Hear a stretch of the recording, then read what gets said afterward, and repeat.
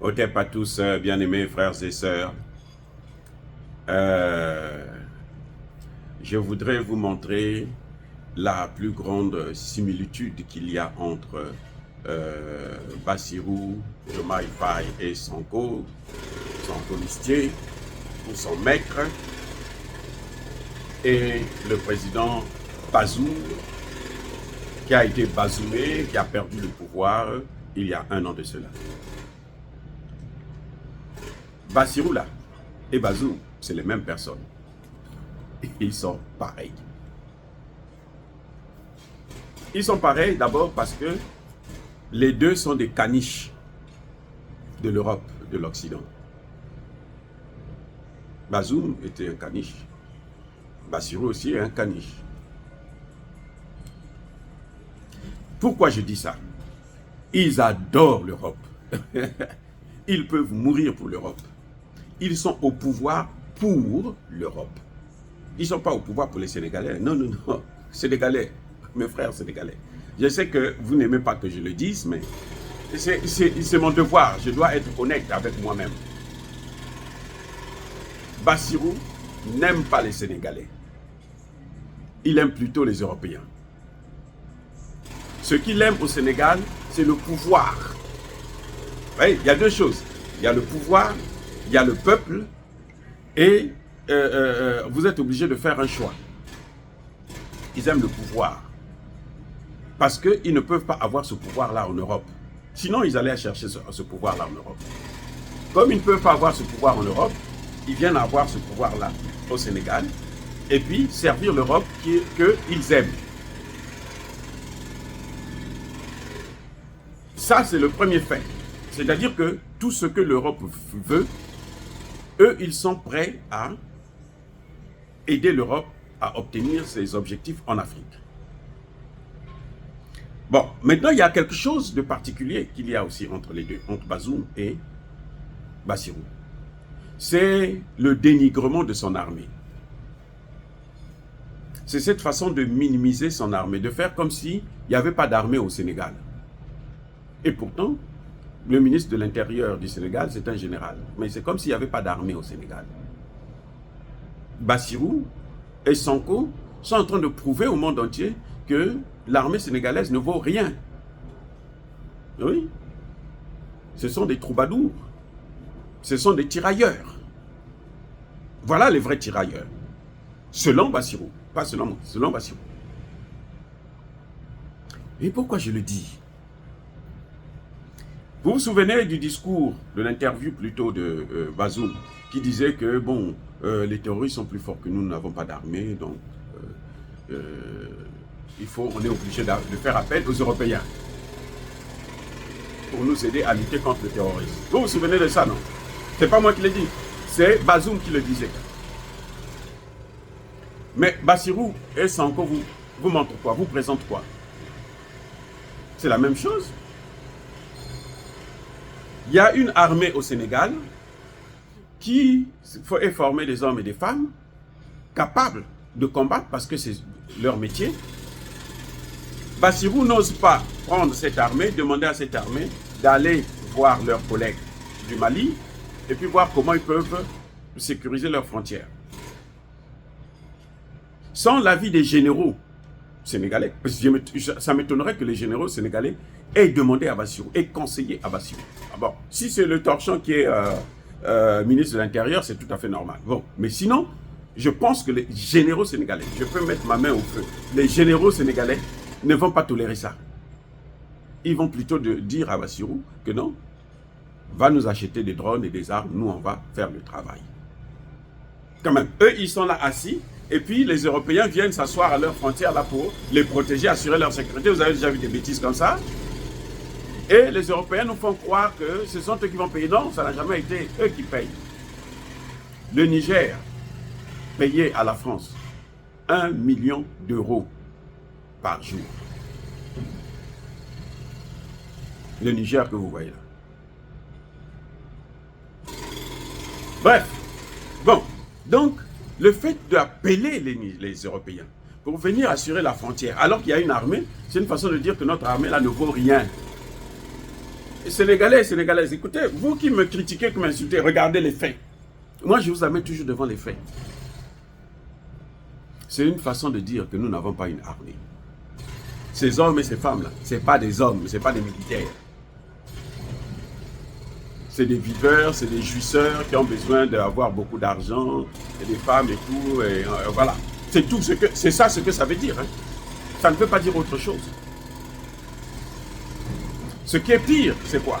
C'est que Sonko nous disait que moi, dès que j'arrive au pouvoir, je veux prendre des soldats sénégalais, je veux les envoyer au Mali pour aller aider nos frères maliens afin de lutter contre le terrorisme. Depuis qu'il est venu, vous avez vu ça? Non. Qu'est-ce qu'il dit maintenant?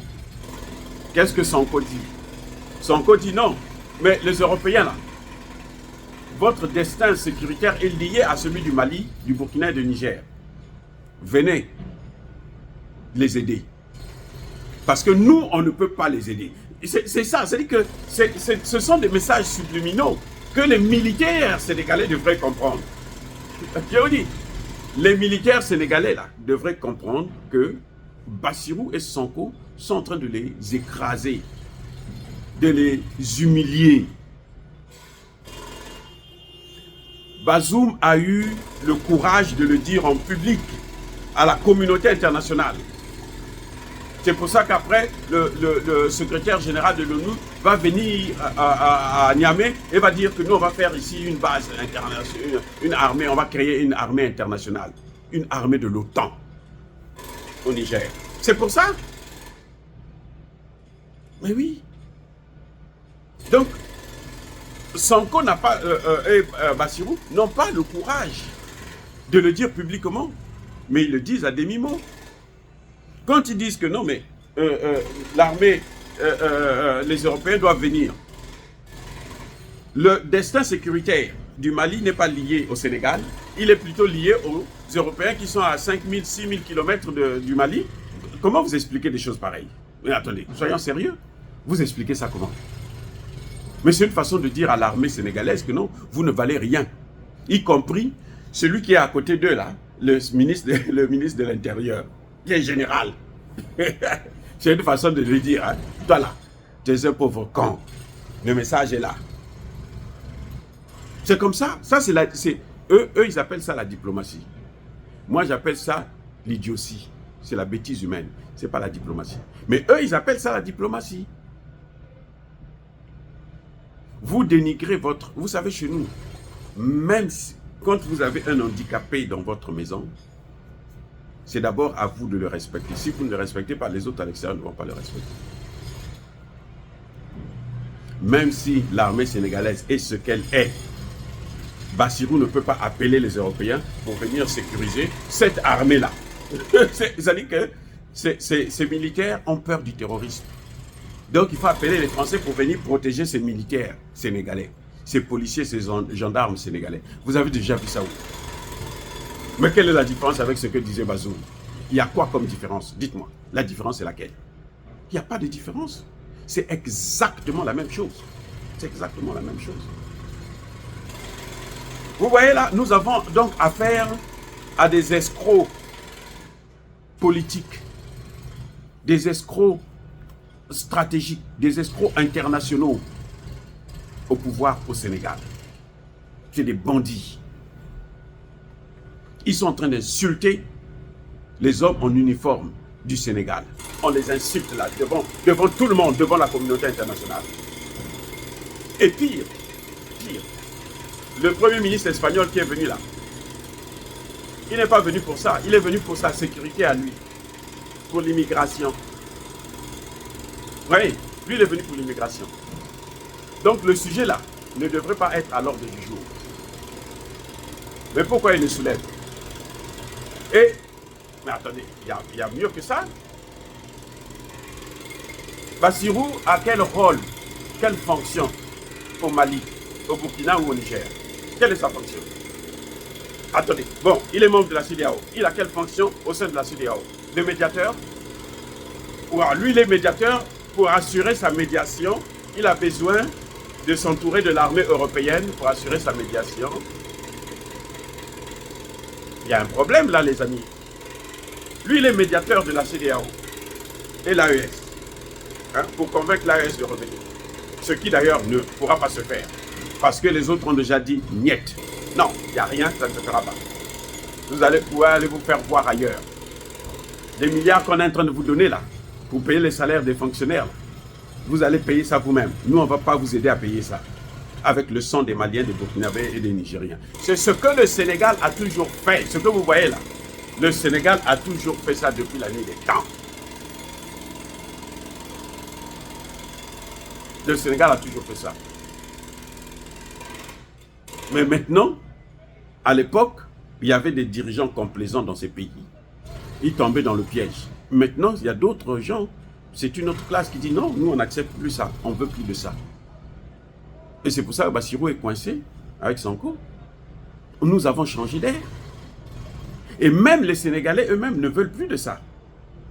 Mais c'est ce qui se passe toujours. Vous savez, quand on a, pour assassiner Kadhafi, vous menez la guerre, quel est le pays africain qui a soutenu les Européens? Qui a dit oui, allez-y. Mais c'est le Sénégal. C'est Abdoulaye Wade. Il est le seul en Afrique qui a voulu qu'on puisse faire la guerre contre la Libye. Et Bassirou croit que lui, il peut faire ça aussi. Non. Contre le Mali, le Burkina et le Niger, là, ça ne se fera pas. Si ça se fait, la guerre viendra au Sénégal. Mais ce sera une guerre de haute intensité. Et croyez-moi, les militaires qu'il est en train d'humilier là, vont l'humilier lui-même. Oui.